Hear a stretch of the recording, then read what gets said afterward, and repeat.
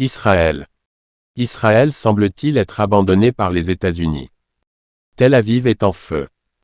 Des dizaines de missiles iraniens s'abattent sans relâche sur la ville. Mais ce qui secoue vraiment le monde aujourd'hui, ce n'est pas la violence des frappes, c'est le silence de Washington. L'Amérique tourne le dos à Israël. Plus incroyable encore.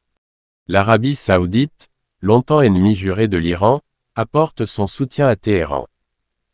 Sommes-nous en train d'assister à la fin d'un ordre mondial? Un nouveau chapitre s'ouvre pour la Oumma. Frères et sœurs, pensez-vous que les musulmans doivent s'unir face à l'oppresseur, même derrière l'Iran? Écrivez en commentaire. L'unité de la Oumma avant tout. Likez, partagez, abonnez-vous. Ensemble, portons la voix de la vérité. Depuis la fin de la Seconde Guerre mondiale, les États-Unis ont bâti leur influence au Moyen-Orient en tissant des alliances solides avec plusieurs régimes arabes, souvent en échange de protection militaire et de partenariats économiques. Leur plus grand allié, toutefois, reste Israël, un État que la majorité des peuples musulmans n'ont jamais accepté comme légitime et qui demeure au cœur des tensions régionales. Tandis que Washington armait Tel Aviv, les Palestiniens s'enfonçaient dans l'oubli, sous les gravats. Lorsque la révolution islamique éclata en Iran en 1979, tout bascula. Un régime pro-américain fut remplacé par une république islamique anti-impérialiste. Cela fit de Téhéran une cible directe pour l'Occident, mais aussi pour ses voisins arabes sunnites qui voyaient d'un mauvais œil la montée en puissance d'un Iran chiite au discours révolutionnaire. La fracture était aussi religieuse que stratégique. L'Arabie saoudite, gardienne des deux saintes mosquées, entra alors dans une rivalité idéologique ouverte avec l'Iran, chacun prétendant incarner le leadership du monde musulman. Dans les années 1980, la guerre Iran-Irak éclata, et les États-Unis, ainsi que plusieurs monarchies du Golfe, choisirent de financer Saddam Hussein pour affaiblir la révolution iranienne. C'est là que les alliances se durcirent. L'Amérique devint non seulement l'allié militaire d'Israël, mais aussi la colonne vertébrale de la défense des régimes arabes face à l'Iran. Puis vinrent les accords d'Abraham, un tournant historique. Pour normaliser les relations avec Israël, des pays comme les Émirats arabes unis, Bahreïn et le Maroc choisirent de tourner le dos à la Palestine pour s'acheter une paix fragile avec l'occupant. Mais ce que les dirigeants signaient à la lumière des caméras, les peuples le rejetaient dans la rue. Car pendant que les élites pactisaient avec les oppresseurs, la rue arabe, elle, priait pour Gaza. La vraie fracture n'était pas politique, elle était morale. Dans la nuit que beaucoup n'oublieront jamais, les sirènes ont hurlé dans tout Tel Aviv, puis le ciel s'est embrasé. Des dizaines de missiles iraniens ont percé les défenses aériennes israéliennes, semant la panique, la peur et le doute. L'attaque fut massive, méthodique, ciblée. Des bases militaires, des centres de communication et des positions stratégiques ont été visés avec une précision chirurgicale. C'était plus qu'une riposte, c'était un message, un cri venu de Téhéran après des décennies de provocation et d'agression. Un cri qui disait « Nous ne serons plus vos cibles silencieux ». Les vidéos circulant sur les réseaux sociaux ont montré des explosions illuminant le ciel, des colonnes de fumée et des citoyens israéliens courant vers les abris, les traits défigurés par la peur. La haute technologie du dôme de fer a été débordée, exposant une faiblesse que l'État hébreu avait toujours cachée. Mais plus choquant encore que les missiles eux-mêmes, ce fut la réaction du monde. Washington, d'ordinaire si prompte à défendre son allié inconditionnel, a gardé le silence. Ni condamnation claire, ni soutien militaire immédiat. Certains analystes parlent de prudence diplomatique, d'autres de désengagement assumé. Et dans les coulisses, certains affirment que les États-Unis, fatigués des guerres inutiles, ont enfin choisi de reculer. Pendant ce temps, un bouleversement inattendu s'opérait. Plusieurs pays arabes, autrefois critiques de l'Iran, ont reconnu le droit de Téhéran à se défendre. Dans leur communiqué, on ne parlait plus d'agression mais de réponse légitime. L'Iran, longtemps diabolisé, commençait à apparaître aux yeux de beaucoup comme un acteur défensif, voire protecteur. Et pour la première fois, Israël a senti la peur, sans que ses alliés ne lèvent le petit doigt. Les rôles s'inversent. Le silence est assourdissant. Deux ennemis jurés unis par une tragédie, et peut-être par une cause plus grande. Celle de défendre la dignité de l'islam. Ce que personne n'aurait imaginé s'est produit. Le prince héritier d'Arabie Saoudite, Mohammed Ben Salman, a décroché son téléphone pour appeler directement le président iranien, une première historique. Au cœur de leur échange. Les attaques israéliennes sur les installations iraniennes, les morts, les destructions, et une douleur que même les divergences politiques ne pouvaient plus ignorer. Le message du royaume fut sans ambiguïté. Solidarité avec le peuple iranien, condoléances officielles et condamnation claire d'Israël. Oui, vous avez bien entendu. Riyad, longtemps allié silencieux de Tel Aviv dans les coulisses, a dénoncé l'État hébreu comme l'agresseur. Un tournant spectaculaire. Le ministère des Affaires étrangères saoudien a publié une déclaration publique appelant à la retenue, au respect de la souveraineté iranienne et à la désescalade immédiate. Une posture rare, presque impensable il y a quelques années. Car n'oublions pas, l'Iran et l'Arabie saoudite ont vécu des décennies de tensions depuis la révolution iranienne de 1979. Leurs chemins ne cessaient de diverger. Rivalité religieuse, guerre par procuration au Yémen et en Syrie, rupture diplomatique. Les deux géants du monde musulman étaient comme deux pôles opposés. D'un côté, le chiisme politique de la République islamique, de l'autre, le sunnisme officiel du royaume wahhabite. Ils étaient le reflet d'une oumma divisée. Mais aujourd'hui, face à une injustice flagrante, face à un agresseur commun, quelque chose de plus profond semble s'éveiller. Non pas une alliance de circonstances, mais un sursaut de conscience. Car lorsque les bombes tombent sur les innocents, le sang ne demande pas quelle école juridique tu suis, il appelle à l'honneur, à la fraternité. Et si enfin les lignes bougeaient? Si la douleur des uns devenait le cri de tous? Peut-être assistons-nous à plus qu'un rapprochement politique. Peut-être à la résurrection de l'unité islamique. Alors que les missiles iraniens pleuvaient sur les installations stratégiques israéliennes, une information a émergé dans un relatif silence médiatique. La Jordanie a intercepté plusieurs drones et missiles lancés depuis l'Iran, officiellement pour protéger son propre espace aérien. Une manœuvre défensive, selon Amman, mais que beaucoup perçoivent comme un geste de protection envers Israël. Ce n'est pas tant l'action militaire qui intrigue, mais bien l'absence de communication claire de la part des autorités jordaniennes. Aucun discours officiel, aucun soutien explicite à l'Iran, ni même de condamnation des frappes israéliennes qui ont causé des pertes civiles considérables. Ce silence soulève des questions. Est-ce de la neutralité prudente ou une complicité discrète avec Tel Aviv? Sur le plan géographique, la position de la Jordanie est effectivement délicate. Frontalière d'Israël, exposée aux retombées d'un conflit régional élargi, elle pourrait à juste titre craindre pour la sécurité de ses citoyens. D'ailleurs, certains fragments de drones interceptés ont blessé des civils jordaniens, provoquant des dégâts matériels dans les zones frontalières. Mais là encore, ce sont des faits évoqués sans réel élan diplomatique. Tout semble peser, millimétré, comme si la monarchie hachémite cherchait à rester dans l'ombre tout en agissant en faveur d'un camp. Des analystes évoquent une Jordanie jouant le rôle de bouclier silencieux pour Israël, interceptant ce que Tsahal ne peut atteindre à temps, une coopération indirecte jamais assumée mais dont les effets sont tangibles. D'autres y voient un calcul. Rester bien vu de Washington et Tel Aviv tout en évitant d'enflammer sa population majoritairement pro-palestinienne. Mais à quel prix? Car dans les rues d'Amman, la colère gronde. Les manifestants demandent des comptes, réclament une position claire. Ils brandissent les drapeaux de la Palestine et scandent des versets du Coran appelant à la justice.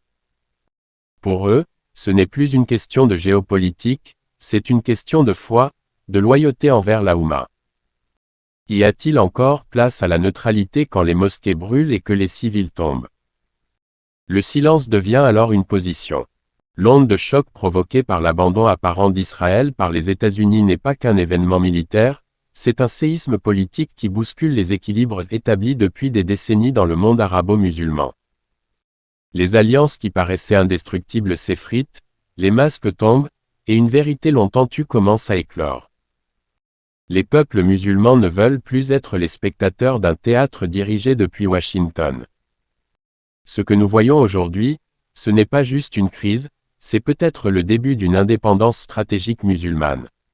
Les relations entre les puissances du Golfe et l'Amérique s'étaient construites sur une logique d'intérêt, mais jamais sur une base morale ou fraternelle.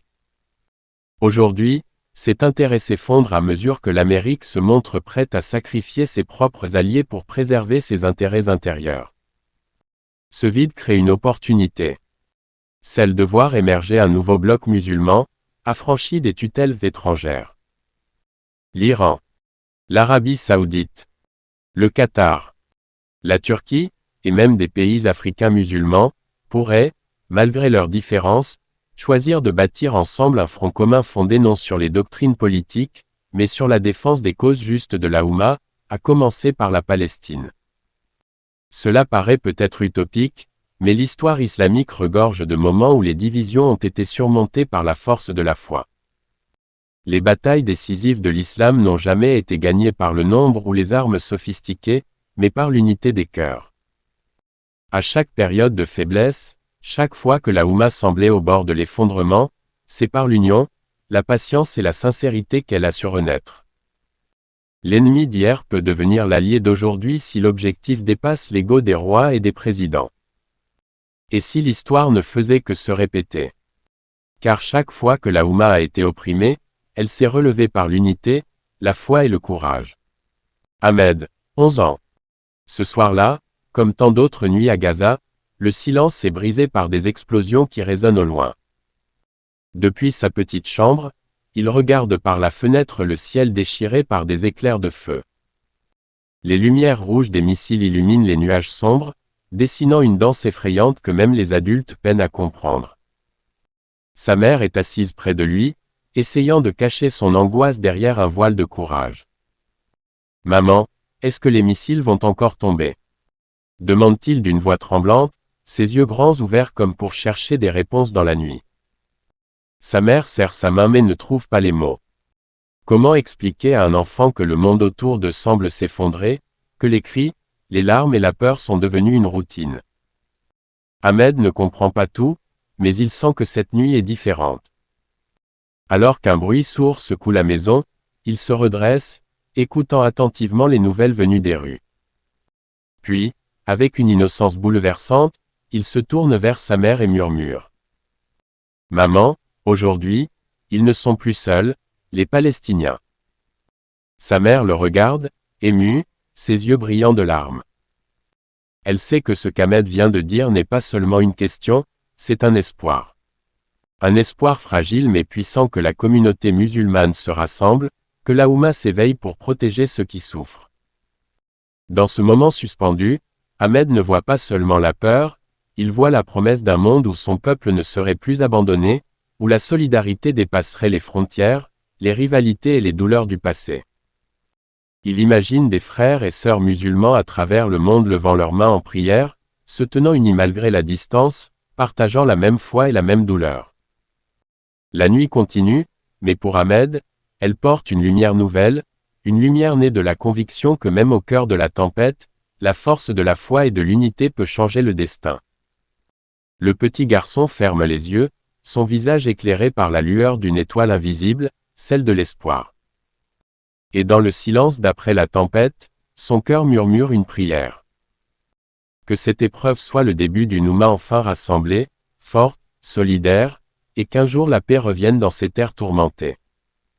Cette histoire d'Ahmed est celle de milliers d'enfants qui, malgré la violence, gardent en eux la foi et l'espoir d'un avenir meilleur. Parce que l'histoire ne se mesure pas seulement en missiles et en conflits, mais surtout dans la résilience et le courage de ceux qui continuent à croire. Scénario futur au Moyen-Orient. L'évolution récente des relations au Moyen-Orient laisse entrevoir plusieurs scénarios aux conséquences majeures, non seulement pour la région mais aussi pour l'équilibre mondial. L'émergence d'un front diplomatique et militaire Iran-Arabie saoudite. Parmi ces possibles tournants, l'émergence d'un front diplomatique, voire militaire, entre l'Iran et l'Arabie saoudite représenterait un bouleversement historique. Pendant des décennies, ces deux puissances se sont opposées, soutenant des camps rivaux dans différents conflits régionaux, de la Syrie au Yémen. Pourtant, aujourd'hui, un rapprochement inédit pourrait transformer la donne. Ce front commun, en s'appuyant sur une volonté partagée de contrer l'influence américaine et israélienne, pourrait renforcer la stabilité régionale ou au contraire exacerber les tensions si mal gérées. Une coopération diplomatique plus forte offrirait une voie unie aux pays musulmans, capable de peser dans les négociations internationales et de promouvoir la paix par la diplomatie.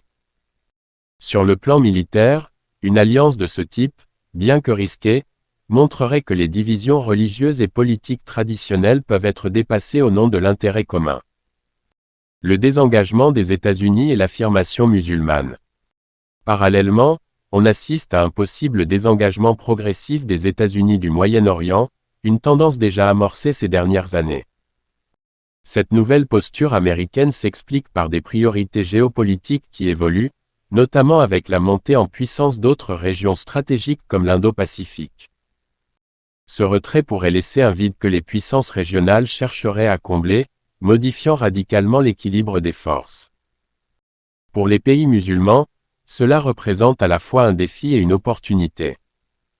Défi, car l'absence d'un garant américain peut déstabiliser, opportunité, car elle permettrait aux États musulmans de s'affirmer davantage et de décider eux-mêmes de leur destin sans l'ombre des puissances étrangères. Ce changement pourrait aussi stimuler la coopération entre États musulmans, renforçant leur indépendance politique et économique. La formation d'une coalition religieuse contre Israël.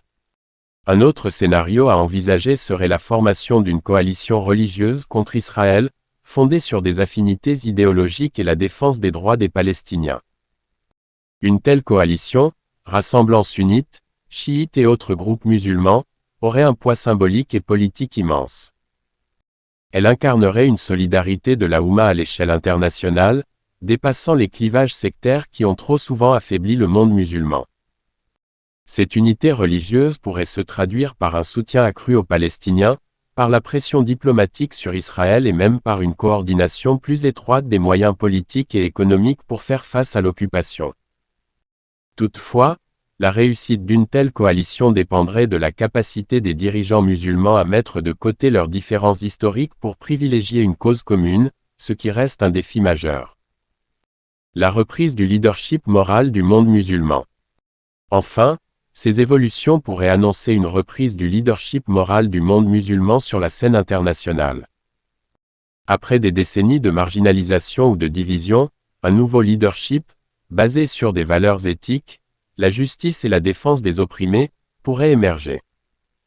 Ce leadership ne serait pas seulement politique, mais aussi culturel et spirituel, réaffirmant l'importance de la solidarité, du respect mutuel et de la paix. En assumant ce rôle, le monde musulman pourrait peser dans les grands débats mondiaux, promouvoir une vision alternative à celle des puissances traditionnelles et inspirer une nouvelle génération à œuvrer pour un futur meilleur. C'est dans cette unité retrouvée, entre conscience morale et action concertée, que réside peut-être l'espoir d'un Moyen-Orient plus stable et d'un monde plus juste. L'avenir appartient à ceux qui savent s'unir, et aujourd'hui, c'est peut-être le monde musulman qui prend enfin sa place avec dignité. Ce que nous vivons aujourd'hui dépasse largement le simple cadre d'un conflit militaire. Cette vidéo n'est pas qu'un récit de guerre ou de tensions géopolitiques, elle parle d'honneur. L'honneur d'une Oumma qui, malgré les épreuves et les divisions, garde en elle la flamme de l'unité et de la dignité. Nos ancêtres, qui ont traversé 1000 tempêtes pour préserver la foi et la justice, nous regardent depuis l'au-delà, attendant que nous soyons à la hauteur de leur héritage. Ce n'est pas uniquement l'histoire d'État ou d'armée, c'est l'histoire de millions de cœurs qui battent au rythme d'une même foi, d'un même destin. C'est aussi un appel à penser à nos enfants, à ceux qui grandiront dans ce monde bouleversé. Leur avenir dépendra de notre capacité à dépasser les rivalités, à effacer les blessures du passé et surtout à bâtir une fraternité solide fondée sur la sagesse de l'islam. L'unité de la Oumma n'est pas un luxe ni une option, c'est une nécessité vitale. Une force capable de surmonter tous les obstacles, bien plus puissante que n'importe quel missile ou arme. Nous sommes à un moment charnière où chaque voix compte, où chaque action peut contribuer à réveiller cette conscience collective. C'est pourquoi je vous invite, frères et sœurs, à ne pas rester silencieux. Abonnez-vous à la chaîne YouTube Inch'Allah pour continuer à recevoir ces vérités. Merci de liker cette vidéo si elle a touché votre cœur, et surtout, commentez avec ce message d'espoir et de force. L'unité de la Oumma est notre arme. Partagez cette vidéo, faites-la circuler parmi vos proches, vos amis, votre communauté. Car les voix qui éveillent les consciences doivent se faire entendre, et leur force doit retentir plus fort que le fracas des bombes. Ensemble, debout, unis et solidaires, nous sommes invincibles. Titre suggéré pour YouTube. Israël abandonné par les USA. Les pays arabes se rapprochent-ils de l'Iran? Missiles sur Tel Aviv.